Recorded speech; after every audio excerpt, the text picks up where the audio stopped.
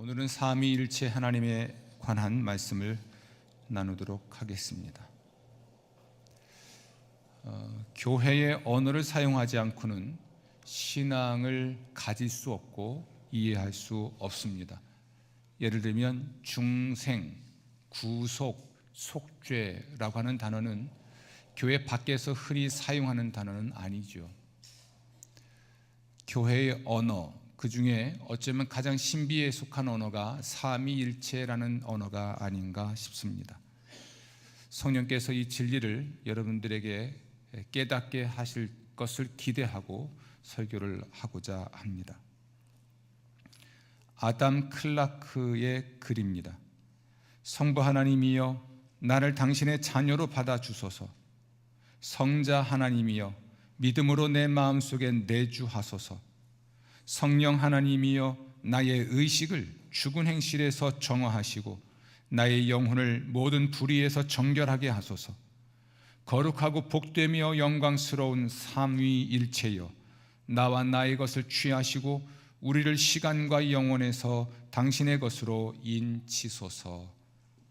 아멘. 유일하신 하나님에 대한 삼위일체 신앙은 유대교와 이슬람교 등 다른 유일신 종교와 기독교를 구별합니다. 삼위일체라는 것은 성부, 성자, 성령의 서로 다른 세 인격이 오직 하나의 본질, 곧 신성을 소유하신 하나님이시라는 겁니다. 유대교와 이슬람교는 창조주이신 성부 하나님만을 유일하신 하나님으로 섬기고 육신이 되신 성자 하나님의 신성은 인정하지 않습니다. 그러나 기독교는 성자 또한 성부, 성령과 함께 신성을 소유하신 하나님이라고 믿습니다. 유일하신 하나님에 대한 삼위일체 교리는 교회의 가장 신성한 교리 중 하나입니다. 일반적으로 교회에서 주장하는 복음주의적 삼위일체 교리는 초대교회의 신조와 신앙 고백에서 가장 잘 표현되었습니다. 아다나시우스 신조는 가장 명시적인 진술을 합니다. 함께 읽어볼까요? 우리는 삼위일체 안에 계신 한 분 하나님과 한 분이신 삼위일체를 예배합니다. 인격을 혼동하지도 실체를 분리하지도 않습니다. 성부의 한 인격과 성자의 다른 인격과 성령의 또 다른 인격이 있으나 성부, 성자, 성령의 신성은 모두 하나님이고 영광을 동등하고 위엄도 서로 영원합니다. 삼위일체를 이야기하면서 먼저 하나님의 단일성을 이야기해야 할 것 같습니다. 하나님의 단일성이라고 하는 것은 우주 안에 무한하고 영원하고 자존하신 존재로서 한 분 하나님이 계신다는 것을 의미합니다. 구약에서 이스라엘아 들으라, 우리 하나님 여호와는 오직 유일한 여호와이시다 라고 자신들의 신앙을 고백했습니다. 하나님은 너는 나 외에는 다른 신들을 내게 두지 말라라고 근본적인 계명을 주셨죠. 신약에서 예수님은 같은 말씀을 인용해서 주, 곧 우리 하나님은 유일한 주라고 말씀하셨습니다. 사도 바울은 우상은 세상에 어떤 것도 아니고 또한 하나님은 한 분밖에 없는 줄 안다라고 말을 했습니다. 이렇게 하나님은 유일하신 하나님이십니다. 그런데 이 하나님이 삼위일체로 존재하십니다. 삼위일체라는 단어가 성경에는 나오지 않습니다. 그리고 명시적으로 정확하게 진술하는 부분도 없습니다. 그러나 성경 전체를 보면 유일하신 하나님이 삼위일체로 존재하시고 일하신다는 것을 확연히 알게 됩니다. 삼위일체가 구약에서 얘기되었지만 신약의 다른 진리처럼 단지 싹이나 배아 형태로 함축되었을 뿐입니다. 그리스도 안에서 온전한 계시와 더불어 그것은 온전히 발전할 수 있게 되었습니다. 지금은 이 진리의 싹 일부분을 살펴보려고 합니다. 유일하신 하나님을 가리키는 이름의 복수형은 언제나 삼위일체의 얘기로 간주됩니다.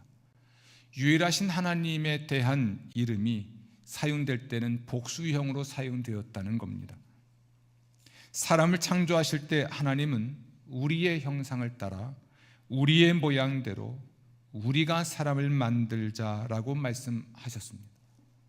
타락한 후 인간의 상태에 대해서도 이 사람이 선악을 아는 일에 우리 중 하나같이 되었다라고 말씀을 하십니다. 이와 같이 유일하신 하나님이 자신을 표현하실 때 우리라고 하는 단어를 사용한 것에서 삼위일체의 싹을 발견할 수가 있습니다. 하나님은 여호와라는 말을 삼중으로 사용해서 이스라엘 자손을 축복하라고 말씀하셨습니다. 이것은 아론의 축복으로 알려진 것인데 이 축복에서 세 부분은 고린도 교회를 위한 바울의 축복문인 우리 주 예수 그리스도의 은혜와 하나님 아버지의 사랑과 성령의 교통하심에 상응합니다. 함께 민수기 6장 24절 27절을 읽어보겠습니다. 다 같이. 여호와는 내게 복을 주시고 너를 지키시기를 원하며 여호와는 그의 얼굴을 내게 비추사 은혜 베푸시기를 원하며 여호와는 그 얼굴을 내게로 향하여 드사 평강 주시기를 원하노라. 아멘. 이렇게 읽을 수도 있겠죠. 성부는 내게 복을 주시고 너를 지키시기를 원하며 성자는 그의 얼굴을 내게 비추사 은혜 베푸시기를 원하며 성령은 그 얼굴을 내게로 향하여 드사 평강 주시기를 원하노라. 이것들과 밀접하게 연관된 것이 이사야에 의해 사용된 거룩하다는 말의 삼중 용법입니다. 거룩하다, 거룩하다, 거룩하다 만군의 여호와여. 이러한 용법은 요한계시록에도 똑같이 등장합니다. 거룩하다, 거룩하다, 거룩하다. 여기에서 거룩하다라고 하는 개념은 성부는 거룩하며 성자는 거룩하며 성령은 거룩하며 라는 의미입니다. 이렇게 구약 성경에는 삼위일체라는 단어가 나오지 않지만 하나님이 삼위일체로 존재하신다는 것을 알 수 있는 싹 혹은 배아 상태의 단어들을 발견할 수 있습니다. 이 삼위일체의 두 번째 인격으로서 성자의 온전한 계시와 세 번째 경배받으실 인격으로서 성령의 인격성과 신성을 위해서 우린 신약 성경으로 돌아가야 합니다. 성경은 점진적 계시가 있습니다. 싹 혹은 배아 상태로 계시됐던 내용이 신약 성서에서 확연히 드러나게 되는 경우죠. 예수님에 관하여 우리가 이야기할 때는 그분이 사람 몸을 입고 오신 하나님이었다는 측면에서 예수님의 역사성, 인간성을 의심하는 사람들은 없습니다. 유대교도 이슬람교도 예수가 역사적 인물이었다는 것은 부정하지 않습니다. 단 한 가지, 그가 하나님이었다는 것을 인정하지 않는 것이죠. 삼위일체를 이야기하면서 그러므로 저는 오늘 여러분들에게 예수님의 신성에 관한 말씀을 드리고자 합니다. 요한복음 6장 51절은 예수님께서 나는 하늘로부터 내려온 살아있는 떡이라고 말씀하셨는데, 하늘로부터 내려왔다는 것은 내려오기 전에 이미 계셨다는 의미죠. 그러니까 육신이 되기 전부터 존재하셨습니다. 이것을 우리는 예수님의 선제라고 말을 합니다. 또 아버지여 창세 전에 내가 아버지와 함께 가졌던 영화로서 라고 말씀하시는데요, 그러므로 예수님은 세상이 창조되기 전에도 존재하셨던 하나님이십니다. 예수님의 신성과 관련하여 그의 이름과 칭호를 주목할 필요는 있습니다. 예수님은 하나님을 불렀던 칭호, 하나님을 가리키는 칭호로 불리우셨는데 그분은 주이시고 하나님이십니다. 디도서 2장 13절입니다. 복스러운 소망과 우리의 크신 하나님 구주 예수 그리스도의 영광이 나타나심을 기다리게 하셨으니. 예수님은 하나님의 속성을 가지셨습니다. 그분은 영원하시고 모든 곳에 계시고 모든 것을 아시고 모든 것을 하실 수 있고 영원히 변하지 않으십니다. 예수님은 오직 하나님만이 할 수 있는 일을 하셨습니다. 그분은 만물을 창조하셨습니다. 보존하고 계시고 통치하십니다. 죄를 용서하시고 성령을 보내십니다. 그러므로 예수님은 하나님만이 받으실 예배와 존경을 받기에 충분하십니다. 그리고 예수님도 하나님만이 받으실 예배와 존경을 받으셨습니다. 성경은 하나님을 예배하라고 명령하는데 예수님은 주저하거나 당황하지 않고 사람들을 통해 예배를 경배를 받으셨습니다. 심지어 천사들도 예수님을 경배했는데요, 예수님은 그 경배를 받으셨습니다. 이같이 예수님은 참으로 그리고 정당하게 하나님이십니다. 이것의 의미에 관해서 위버 감독의 말을 인용하려고 합니다. 예수 그리스도의 공로를 통한 인간 구원의 모든 계획은 그리스도 최고의 신성교리 내지는 그가 육체 안에 현현하신 참으로 그리고 정당한 하나님이라는 교리 위에 기초하였다. 우리의 거룩한 기독교에서 이 모퉁이 돌을 제거하면 불멸과 영생은 사라질 것이다. 예수 그리스도가 하나님이 되게 하면 우리는 우리의 하늘 소망을 그 위에 건설할 수 있는 견고한 반석을 가지게 될 것이다. 이것을 부인하면 소망은 사라지게 될 것이다. 그리스도의 신성과 하나님의 아들 되심, 성령의 신성 및 삼위일체는 모두 어느 정도 신비에 쌓여 있다. 하나님의 존재와 마찬가지로 이 사실이 우리에게 계시되었으나 누가 이 영원성과 영성을 이해할 수 있겠는가? 하나님의 존재 양식에 관해서 우리는 어떤 것도 모른다. 오직 한 분의 참 하나님 안에 세계에 구별되나 분리되지 않는 인격이 있다고 성경은 명확히 가르친다. 함께 읽을까요?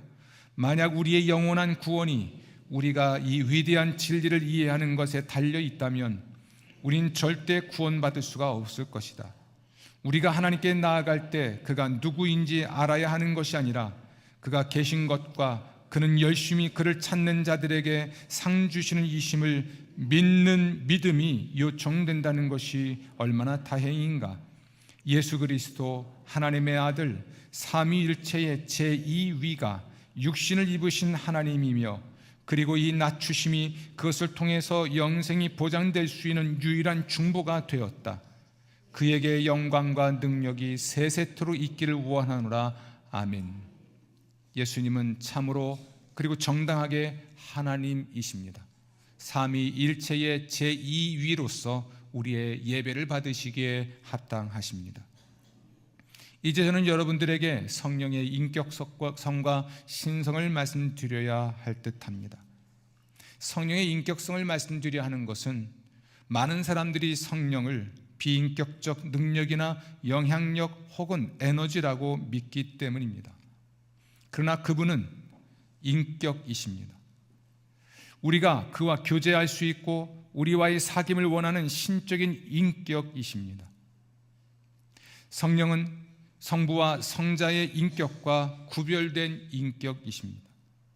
성령은 보혜사라는 이름으로 불리시는데요, 이것은 위로자, 안내자, 교사 또는 함께함으로 강하게 하는 자라는 의미를 가진 인격적 표현입니다. 만약 성령께서 비인격적 능력이나 영향력이라면 성령에 관해서 이러한 호칭을 사용하지 않을 것입니다. 성령은 인격적인 행동을 하십니다. 가르치고 생각나게 하고 책망하고 인도하고 듣고 알리고 감동하고 명령하고 증언하고 지시하십니다. 이러한 것들은 모두 성령께서 인격이라는 것을 말해주는 표현들이죠. 심지어 성령은 인격적인 취급을 받으십니다. 하나님을 반역할 때 성령은 근심하십니다. 사람의 거짓에 속으시는 듯이 보이고 모독을 당하십니다. 사람들이 비인격적인 세력에 대하여 반역하거나 거짓말을 하거나 혹은 모독한다는 것은 생각할 수 없죠. 성령께서 이렇게 근심하신다든지 거짓에 속으신다든지 모독을 당하신다든지 라고 하는 것들은 성령께서 인격이라는 것을 우리에게 알려줍니다.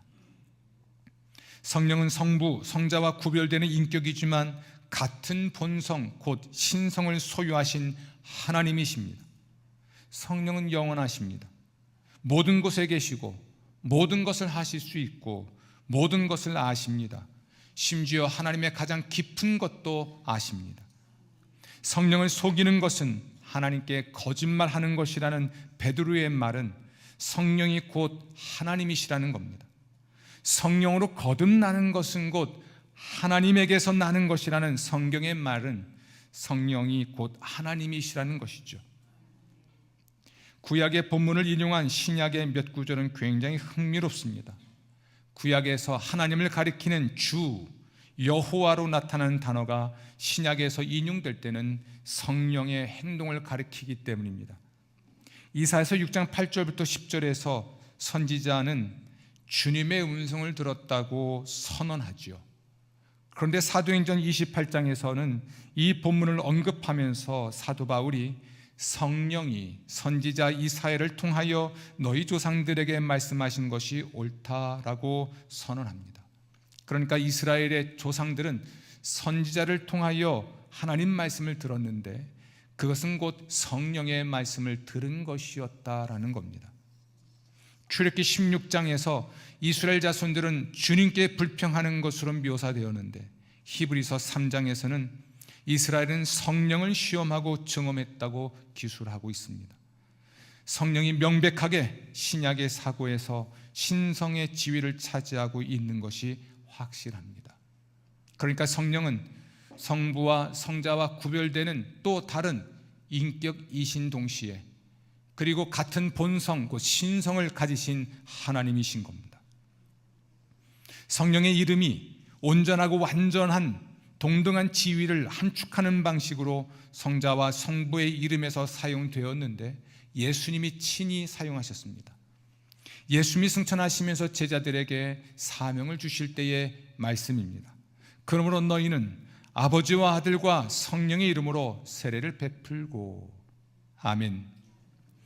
또 사도 바울이 고린도 교회 교인들을 축복하는 축복문에도 성령은 성부, 성자와 동등한 지위를 차지하고 있음을 알려줍니다. 주 예수 그리스도의 은혜와 하나님의 사랑과 성령의 교통하심이 너희 무리와 함께 있을지어다. 아멘. 성령은 이렇게 성부, 성자와 구별되는 인격이지만 오직 하나의 본질, 곧 신성을 공유하신 삼위일체 하나님이십니다. 단순한 에너지나 어떤 힘이나 영향력이 아니라 하나의 완전한 인격체이시고 창조와 구원과 통치와 축복의 하나님이십니다. 이제 오늘 이야기를 마치려고 합니다. 하나님의 존재는 신비입니다. 우리는 삼위일체 안에 있는 통일성과 통일성 안에 있는 삼위일체를 예배하도록 명령을 받았고 그것을 반드시 이해할 수 없다는 생각으로 언제나 되돌아가게 됩니다. 랄스톤은 이렇게 말합니다. 성경의 삼위일체 교리는 최소한 진흙으로 쌓여 있는 한 인간의 마음이 관통할 수 없는 장엄하고 영광스러운 신비 가운데 하나이다. 우리가 사색에 빠져 그것을 연구하고 명상할 수는 있지만 우리는 신적 존재의 양식과 본성을 결코 이해할 수는 없다.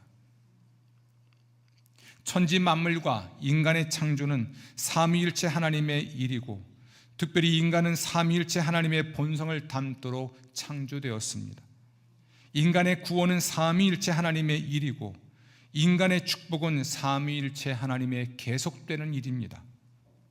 따라서 우리는 삼위일체 하나님을 알고 예배하고 신뢰해야 합니다. 교회는 우리에게 이 중요한 진리에 관한 명시적인 교리적 진술은 물론 예배의 목적을 위해서 비교할 데 없는 영광 안에 그것을 음악으로 정리했습니다. 여기에 예배 봉사에서 사용할 수 있는 삼위일체에 관한 모든 교회의 가르침이 요약되어 있습니다. 찬송가 2장입니다. 찬양 성부, 성자, 성령, 성삼위일체께 영원무궁하기까지 영광을 돌리세, 영광을 돌리세. 우리는 성부, 성자, 성령 삼위일체 하나님을 예배하고 있고 이곳에는 삼위일체 하나님이 강림하신 것입니다. 반주 없이 이 찬양 함께 드리기를 원합니다. 찬양 성부, 성자 성령 성삼위일체께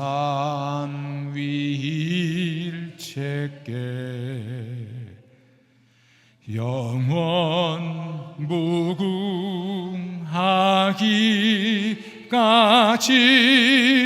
영광을 돌리세 영광을 돌리세. 유일하신 하나님이 삼위일체로 존재하시는 것을 그림으로 표현한 화가가 있습니다. 이 그림인데요, 색상이 노란색인 것은 삼위일체 하나님이 사랑의 공동체임을 알려주는 겁니다. 언젠가 저 그림을 가지고 삼위일체를 설교할 날이 있겠죠. 우린 저것을 이콘이라고 합니다. 저것을 보면서 저 설교의 마무리를 들어주십시오. 그러면 성부, 성자, 성령 삼위일체 하나님은 어떻게 존재하실까요? 우리는 성자 하나님에게서 이 진리를 배울 수 있습니다. 곧 자기 비움과 상호 복종으로 동등하신 성부, 성자, 성령 삼위일체 하나님은 존재하십니다. 성자 예수님은 하나님의 본질을 지니셨으나 성부 하나님과 동등하게 되시는 것에 억지를 쓰지 않으셨습니다. 오히려 자기를 비우셔서 종의 모습 곧 사람의 모양을 띠고 태어나셨고 자기를 낮추셔서 십자가에서 죽기까지 복종하셨습니다. 성자 예수님은 하나님의 본질을 지니셨으나 성령 하나님과 동등하게 되시는 것에 억지를 쓰지 않으셨습니다. 오히려 자기를 비우셔서 성령께 복종하셨습니다. 예를 들면 성령이 광야로 몰아내실 때 성자 예수는 광야로 가셨습니다. 광야에서 성령에게 이끌리시며 마귀에게 시험을 받으셨습니다. 유일하신 하나님에 대한 삼위일체 신앙을 가진 사람의 영적 특질은 자기 비움과 상호 복종을 통해 교회가 되는 것입니다. 성부, 성자, 성령은 함께 삼위 하나님 공동체로 존재하시듯 삼위일체의 영성을 가진 사람은 공동체 곧 교회로 존재합니다. 성부, 성자, 성령 하나님이 자기 비움과 상호 복종으로 사랑의 공동체를 이루시듯 삼위일체의 영성을 가진 사람은 자기 비움과 상호 복종으로 사랑의 공동체 곧 교회를 이룹니다. 교회로 존재하십시오. 사랑의 공동체를 이루십시오.